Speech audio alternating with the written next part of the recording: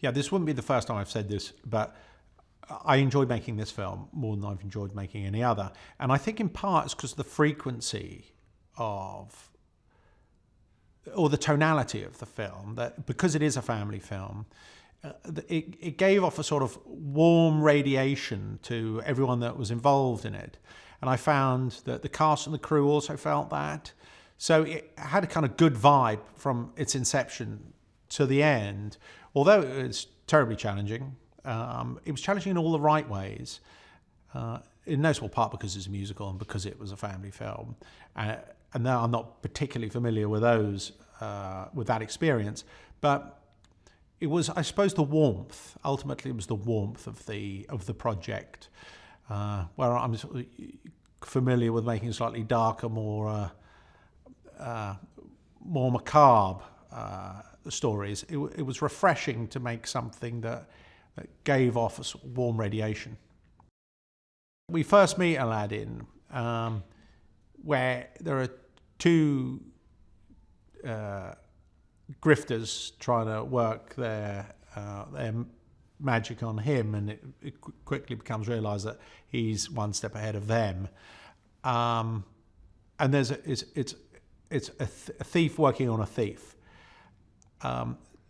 with charm. So what we were after was a street thief with charm.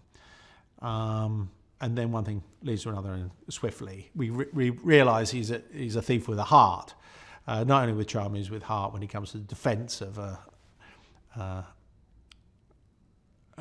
who transpires to be Princess Jasmine. But at the time, there is no revelation that she's anything other than a young lady who he feels he should protect. You know, the most challenging component of this film was, I think, the casting. It went on for at least a year, and we looked on all the continents that this planet has to offer. And Naomi was in with very tough competition, you know. All these girls had magnificent voices. They all looked spectacular. They had tremendous charisma. They were wonderful actresses. So they had all of the prerequisite ingredients that an audience and a director could desire. But there was something about Naomi and her enthusiasm, her boundless generosity of spirit, which gradually became so conspicuous. It became clear that she was going to be who we wanted our Jasmine to be. Yeah, I mean, before you get there, I'll tell you what was a tricky one. And we really threw a lot of man hours at that, and that was Friend Like Me.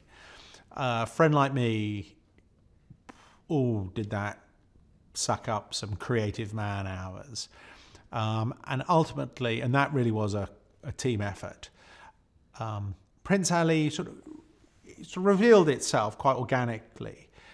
It was going to be what it was going to be. It was, here is Prince Ali revealing himself as he presents himself to the royal family and the Sultan and the princess, as it were. So you're confined, you're bound and limited by a scene, if you will. Well, that's not the case with A Friend Like Me. A Friend Like Me is you pull the pin out of an intergalactic creative universe, but somehow you have to make a cohesive narrative or out of that limitless clown's pocket.